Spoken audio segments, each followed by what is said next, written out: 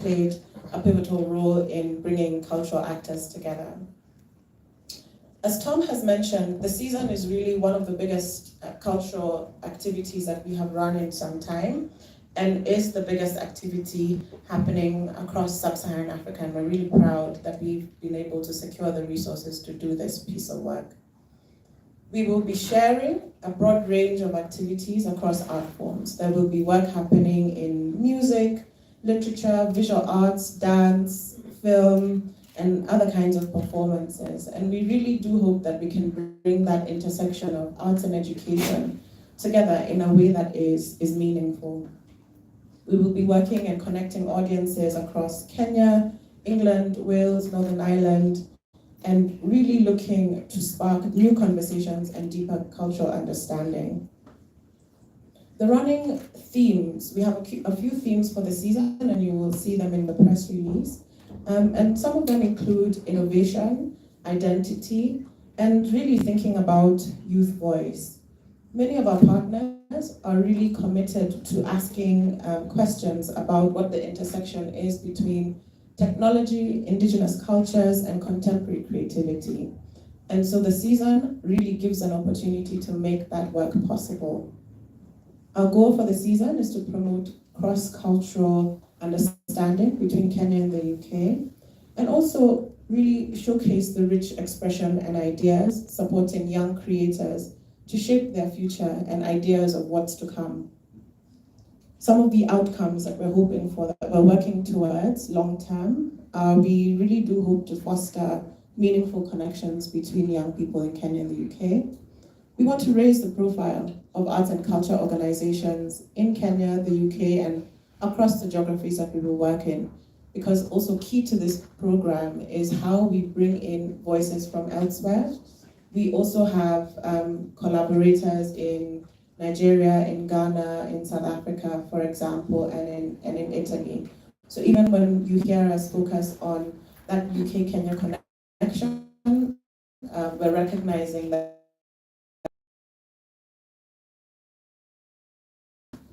And last, people to develop their artistic practice and also audiences internationally. About that program, some of the projects and partners that we've supported in the past. And then in this year as well, we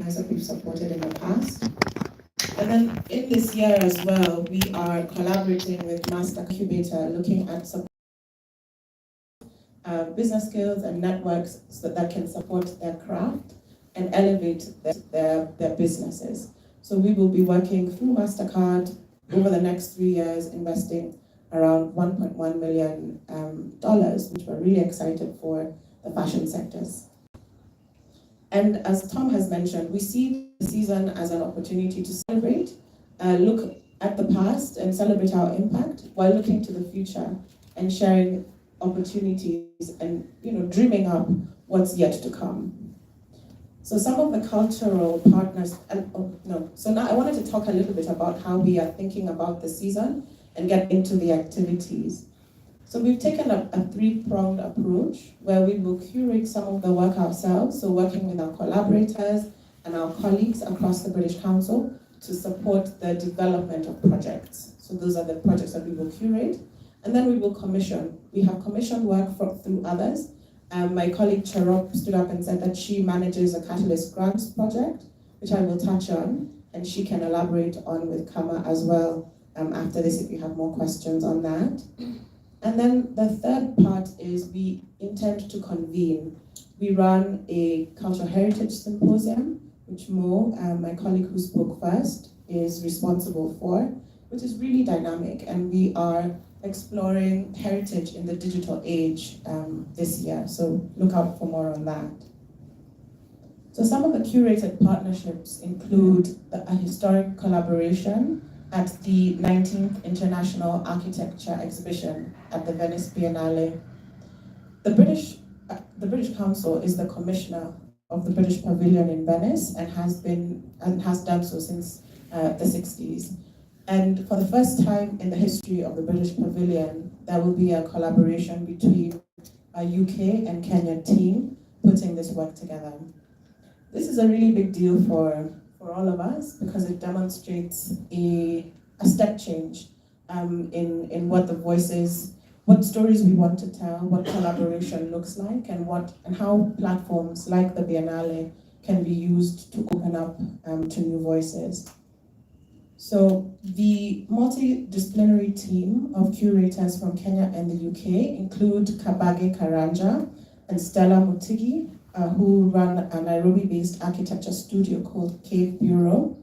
And then the UK-based curators are writers Owen Hopkins and the academic professional Catherine Yusuf. Another highlight of the work that we're doing is the commissioning work. So I mentioned that Tom mentioned that we're working with the Africa Centre in the UK. They're based in London and their mission is to educate, connect, and advocate for Africa and her diaspora. And they bring a legacy of 60 years doing this diverse work with lots of networks across the UK. And they will be running workshops, presentations, exhibitions, symposia, and lots of events between May and November. So we're really excited to develop a stronger connection between these organizations, while also feeling like we are having a home for the season in London.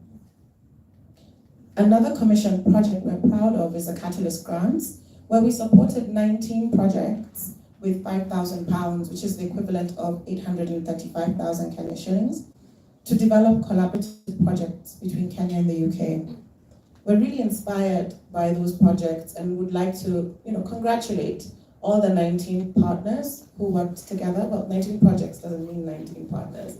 19 projects is, a couple of people working together. So there are multiple stakeholders within those 19 projects.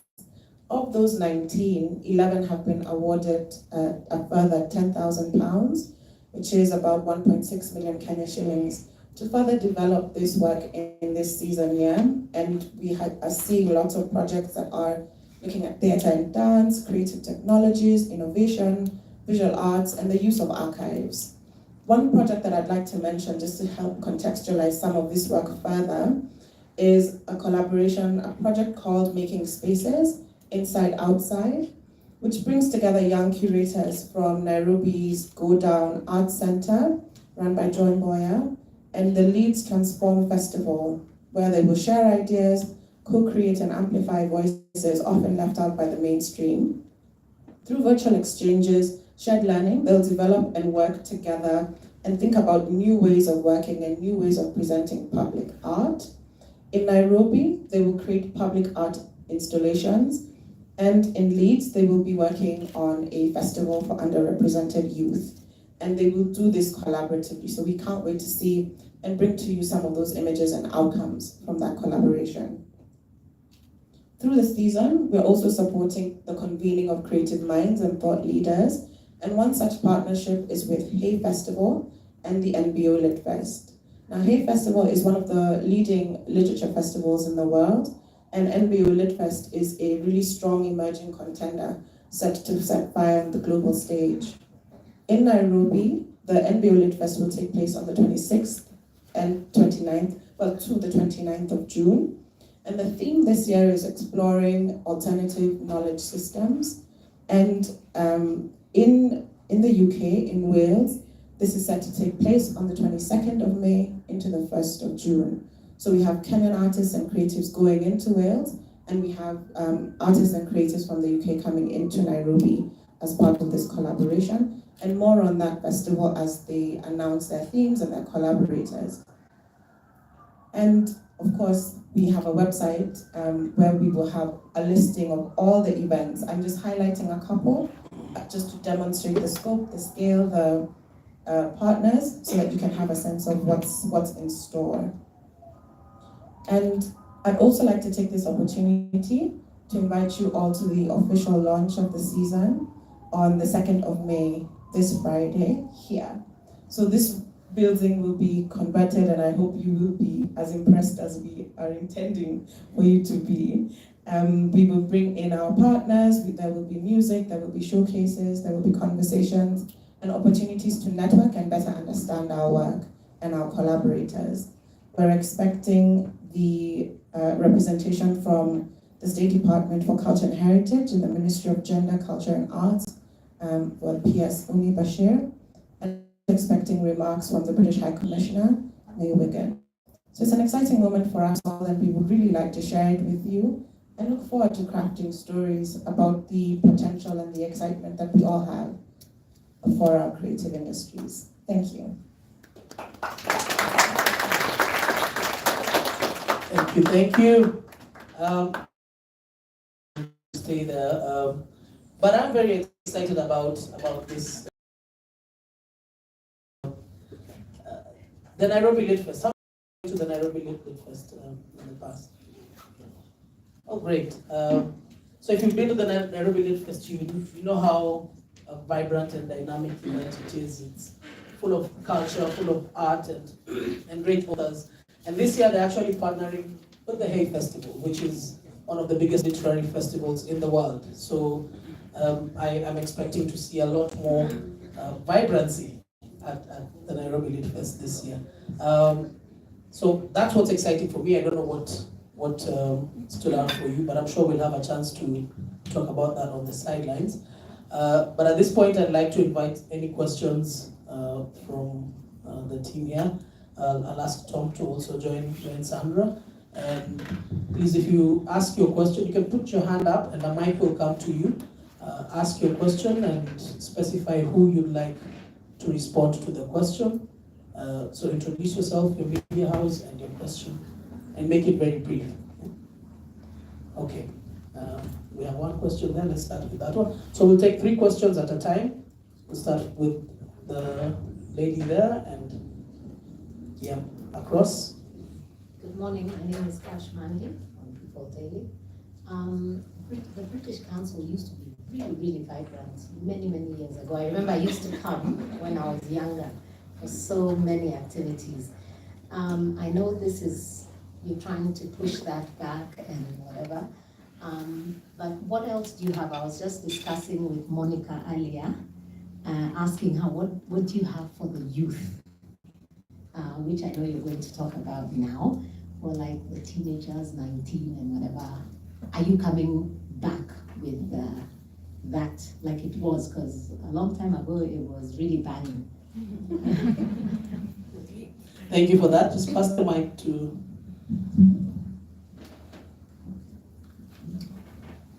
name. Okay. Good morning, and thanks so much for a highlight. My name is Maximila Fuller. I'll ask you just 3 questions I've highlighted down while you are giving us the brief. Okay. My first question is: are there any particular innovations or new approaches being introduced in the way events are organized or presented? And then, secondly, what findings or support mechanisms are available for local artists wishing to engage with the season activities? Then maybe lastly, you talked about the season creative economy, and my last question would be: how will the season impact the creative economy and culture exchange between the 2 counties? That's talking about the UK and Kenya government. Thank you so much. Okay. Maybe let's respond to those first, because now we have 4 questions. Let's respond to those first, and then we'll come back around for another set of questions. Okay, I'll take the first one. So is the British Council banging? I'm not sure, and I think that's coming here. When I first came here, a lot of people I spoke to said, "Oh, you used to do this, you used to do that. We used to have libraries, we used to have WAPI, we used to have that ambient engagement with young people." So we don't do that anymore. I would say that we probably invest more money and have more impact, but it's more behind the scenes, and I think that's part of having this opportunity to talk to you about, tell you about that stuff. So I think that has been great. So the deep work that we're doing, investing in the creative sector, the deep work we're doing much more through partnerships. So we're trying to be more generous by enabling Kenyan organisations, UK organisations to do the work. But that means somewhere our voice has been lost, or somewhere our recognition has been lost. So I think the season will help us to understand how we can be more banging. I don't know if we'll get to the banging that we were, but how can we be a bit more? And I think listening and learning is going to be really important, but we will never, I think, go back to that kind of public-facing organisation that we were, but I think we need to be much better at talking about the opportunities that Sandra mentioned for young people to engage, but also to always connect to our core purpose. So we are the only organisation that is funded as a charitable purpose to connect the UK and Kenya. So every project has to think about how do we have that mutuality. So that then you can start to see, well, resources, as you know, aren't particularly abundant. So how do we use our small resources, but more importantly, who we are and what we know, to make those connections? And we believe they have benefits in Kenya and benefits in the UK. We have to find that connecting point. And I think that can feel different. And I think that also feels different because, as we've seen here, most of you haven't been in this building. We haven't invited people in. You can still see the graffiti from WAPI. A lot of artists that are big today started on the stage here. So we still think we'll have that impact in 20 years' time, but they're on stages that we've helped Kenyans to put together.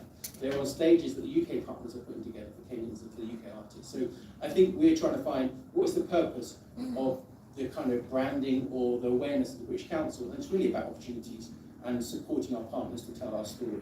So I think we haven't got it right, and I think the season is helping us to understand and listen to you how we can be better and more banging. That's really well said. I will not add to that, except to give an example. You know, my introduction to the British Council was also through WAPI. I was here, you know, watching Dr. Pizzo, forge his career in this parking lot, and it was really a dynamic place to be. And it was because that was the kind of platform that the ecosystem needed at that time. The kind of support that the ecosystem needs now is investment. And we are at a point where we are almost full circle, having watched Sauti Sol build their chops here at WAPI into them getting investment to run workshops for their own music label from the British Council. I think that's a beautiful story, right? That it comes around and it's more deeper than it has been before. And then I just want to clarify on the question on events presentation. Is the question about innovation in platforms? Yeah, innovation or any new approaches being introduced in the way events are organized and used. Okay. Yeah. So as Tom was mentioning, and I'd like to build on that, the approach that we take at the British Council has really evolved.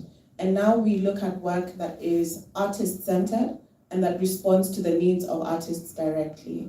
So even with all the funding opportunities available at the British Council for the arts and culture, we fundamentally are asking, what are you trying to do? Who are you trying to do it with? Why now? And what's the impact? So I don't have a direct response to that question, but because the British Council is not building innovations in event management, but we have had grantees in the past, like Hustle Sasa, through the Ignite Culture platform, that have been able to work with the creative communities to develop their business skills, to recognize what does it mean to use digital media to articulate your vision, showcase your products, and reach your target audiences. So in that way, we are not responsible for the innovation, but we have supported platforms that are interested in coordinating and elevating what's possible in eventing, in ticketing, and also in presenting dynamic work. There's a project as well that Dionys can talk to you a little bit about that supported a VR company, Black Rhino, to develop the first ever, is it ever? Ever, AR media platform, so augmented reality platform where artists can be commissioned and can work on new work that is in augmented reality and make their sales on those platforms. So there are several innovations that the British Council has been able to support in the recent years that we definitely want to elevate and tell the stories of. And then when it comes to what funding opportunities are available, we're really excited that on the 2nd of May, we will have the Braid Fund go live. The Braid Fund is a collaboration between TICA, which is the Trust for Indigenous Cultures and Health, as part of our Culture Grows program that our colleague Mo manages and can tell you a lot more about. This is the 3rd season of this grant, and we're really keen to see how we can support cultural heritage practitioners who are really interested in understanding what the contemporary value of the work is and how they can reach new audiences through technology. So that fund goes live on the 2nd, and lots is available online on the same.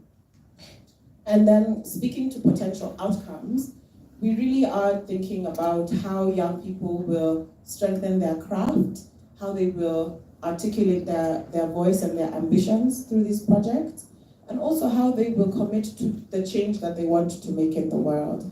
We have fantastically complex monitoring and evaluation systems which will help us tell you those stories once they are live.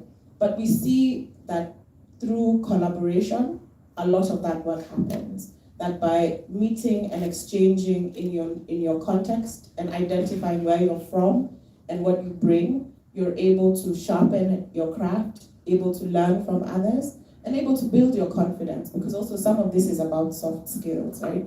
How do you know? You don't know what you don't know.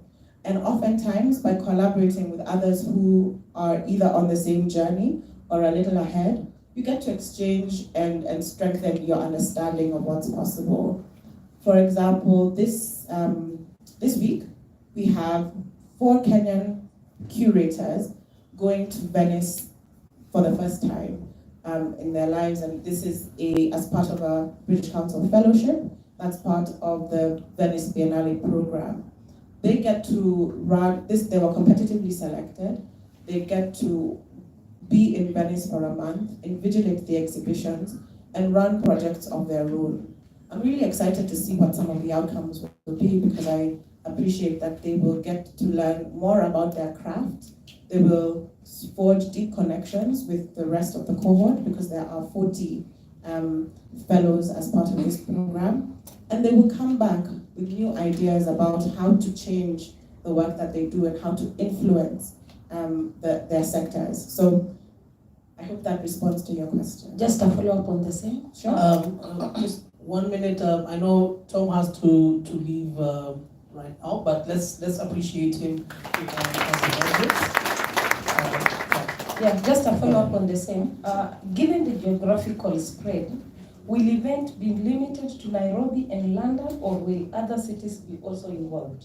Yeah, please kindly clarify the same. No problem. So once you have access to the website, you will see that we will list all the events and where they will take place. So the ambition is that events will happen across Kenya and the UK, including, and again, because it is partner-led, we are really listing those events based on where the partners are from and what they intended to do. So even some of it I don't quite know yet, because they're still in the design phase. And that's the beautiful thing about how we're working. We're not prescriptively saying that there must be 3 events in Kisumu, 10 in Elgeyo Marakwet. It's saying, what did you want to do? Where did you want to be? And how will you connect to those audiences, right? And then also, a lot of the work that we're doing is hybrid. So there will be an opportunity to connect to some of the events and the outcomes online. So please look out for the listing, because yes, the intention is that there will be events across Kenya and across the UK. Okay, so that conversation we were having earlier about following us on Instagram, you see where it was going? So please follow us on Instagram. The handle is @EastAfricaArts.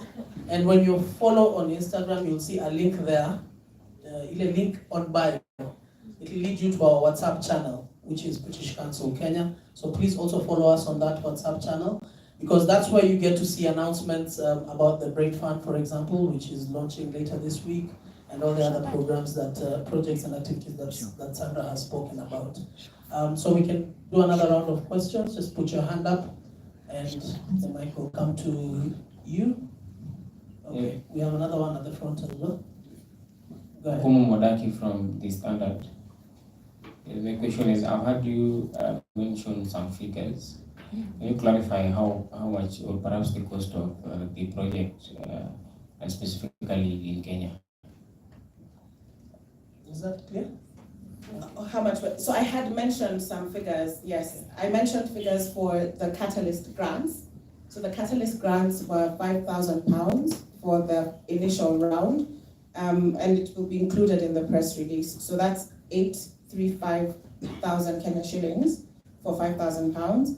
And then 11 projects got further funding from those 19, and they got £10,000, which is 1.67000. Yeah, so 1.6 1.67 million Kenya shillings each. Yeah, thank you, Sandra. My name is Fred Dongo. I work for SME Business Magazine. I also freelance. I wanted you to elaborate more on the 19th architectural exhibition in Venice. I want to know whether you are working with the AAK, Architectural Association of Kenya, because architecture is very, though artistic, it is very technical. Maybe you can give us a brief explanation. Thank you. Okay. Okay, we Sure. can take another question here. We can get the mic at the front. Hello, good morning, everyone. My name is Simon Peter from my diary. So during your speech, you actually mentioned in terms of arts and culture, I've seen more emphasis on arts, music, and fashion. So just to reiterate what my colleague was saying in regards to events. Events also is part of the creative economy. So again, are there other concentration as those investment channeled towards the event space, because it's still part of the creative economy? One more? Let me do this too. Okay. So let me start with your question on events. So just to be clear, a lot of the work that you're hearing me mention culminate in events. So events are at the core of the season, because showcasing and being able to demonstrate what your collaboration is will more often than not, culminate in an event. So there will be multiple events across the timeline between May and November.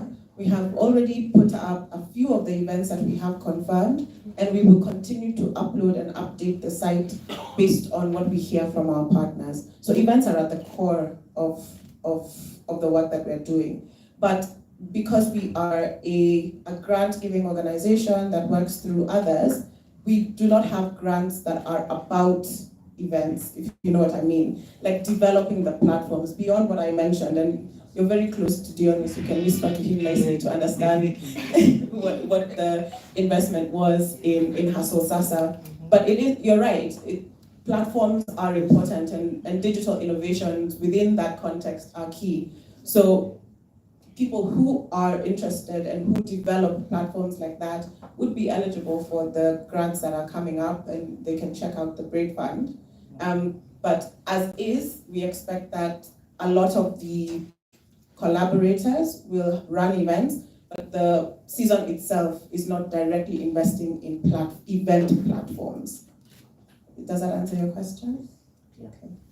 And then on how the Venice Architectural Biennale works, it's really dynamic, and we have been, so this has been a long time in the making. In 2023, we put out a call for applications for architects and collaborators who would be interested in working with a UK partner to develop an exhibition for the Biennale. And this competitive process, we worked with the architectural associations and all kind of interested parties. And one of the things that came to light for me in that exercise was exactly what you're saying, just how technical an industry it is. And the challenge with what we were putting forward is that the Biennale looks at that collaboration, that intersection of artistic integrity, artistic expression, while also thinking about the questions that we're asking each other in the world. So for example, it's not about who can build the best building. It's looking at the question of what is so to speak to the theme. The theme for the pavilion in Venice is geologic repair, and the creatives are looking at what does it take to repair the planet based on the materials that we've been using, the approaches to architecture, our thinking about our relationship with space. It's asking more meta questions than it is asking about the technical requirement to make a thing. So yes, we have collaborated in the sense that we made everybody aware that this was an opportunity, and there will be events where the curators will be speaking. The first one that is hybrid will be on the 9th of June and you'll see it in the events calendar with the Geologic Society of the UK, where they will be in conversation about why repair and why sustainability when we think about architecture, and how practices from the continent, for example, are already lending themselves to sustainability. Okay. Another question here. What's the mic? Please stand up as you ask your question. Kindly.